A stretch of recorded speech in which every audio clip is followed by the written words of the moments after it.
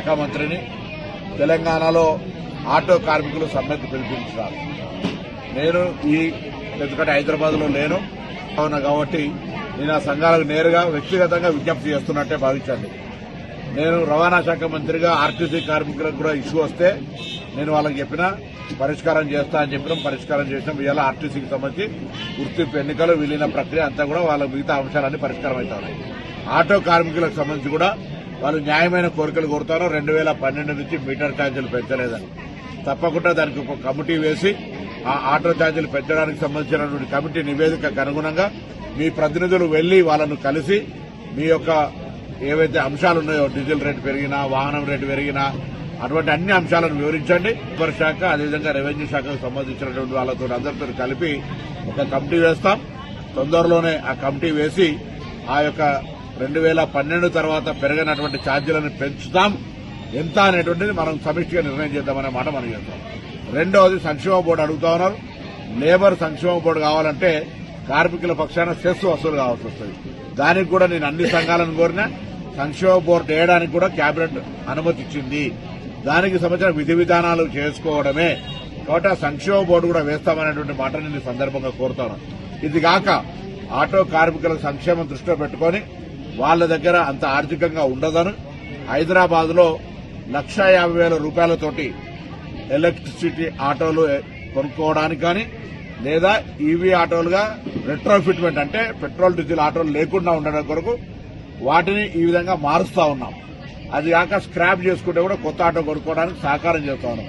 ఆ విధంగా హైదరాబాద్ లో ఎక్కడ కూడా డీజిల్ పెట్రోల్ గ్యాస్ ఆటోలు ఉండొద్దని ఈవీకి కన్వర్ట్ చేసుకోవడానికి వాళ్ళ దగ్గర ఆర్థిక స్తోమత ఉండదని 1,50,000 రూపాయలు ఇస్తున్నాం. కాబట్టి దయచేసి ఎక్కడైనా సరే ఆటో కార్మికుల సంక్షేమానికి ప్రభుత్వం కట్టుబడింది. మేము ఎన్నికల్లో చెప్పిన వాగ్దానం ప్రకారంగా మీరు 12,000 రూపాయలకు సంబంధించి గ్రామీణ ప్రాంతాల వాళ్ళకు కూడా ఏ విధంగా చేయగలుగుతాం. ఆర్థిక ఇబ్బంది ఉన్నది. మీ అందరూ కూడా గ్రామీణ ప్రాంతాల్లో రవాణా సరఫరాకు సంబంధించి కష్టపడేటువంటి వాళ్ళు మీ జీవితాల్లో కూడా న్యాయం జరిగే విధంగా ప్రభుత్వం ఆలోచన చేస్తూ ఉంది. ఏ విధంగా చేయాలి, మీకు ఏ విధంగా లాభం చేయాలనే ఆలోచన కొద్దీ తప్పకుండా మేము ఈ సందర్భంగా మనవి చేస్తూ హైదరాబాద్ లో 1,00,000 ఇళ్లు కడతా ఉన్నాం. ఇటు ఆర్టీసీ కార్మికులతో పాటుగా ఆటో కార్మికులు కూడా వాళ్ళు అప్లై చేసుకుని వాళ్లకు అంత పెద్ద విలువైన స్థలాల్లో కట్టే ఇళ్లకు అర్హులు కావచ్చని మేము కోరినాం. ఈ విధంగా అన్ని రకాల వాళ్ళకు 200 యూనిట్ల కరెంటు ఫ్రీ ఇస్తా ఉన్నాం. ఉచిత బస్సు సౌకర్యం కలిగేస్తా ఉన్నాం. వాళ్ళ కుటుంబ సభ్యులు పోయేది అట్లా రకరకాలుగా సంక్షేమ కార్యక్రమాలు రేషన్ కార్డులు ఇస్తా ఉన్నాం.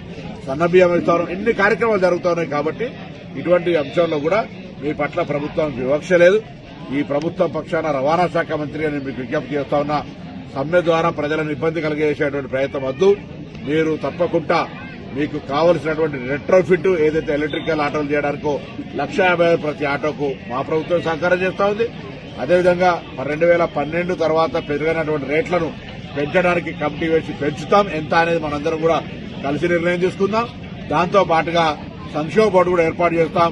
దానికి కూడా విధి విధానాలు నిర్ణయం చేసుకుందాం అనే మాట ఈ సందర్భంగా నేను హైదరాబాద్ లేని ఇక్కడి నుంచే మీ అందరికీ విజ్ఞాపన చేస్తా ఉన్నా. దయచేసి సమ్మె అనేటువంటిది సమస్యకు పరిష్కారం కాదు. ప్రభుత్వం సానుకూలంగా ఉంది. నా మాటను విజ్ఞప్తి తీసుకొని అధికారికంగా ఇట్లా పూర్తిగా డైరెక్ట్ గా నేను రికార్డులో చెప్తా ఉన్నా. కాబట్టి నాది ఇదే విజ్ఞాపనగా తీసుకొని సమ్మెను నివారించమని సందర్భంగా కోరుతా ఉన్నా.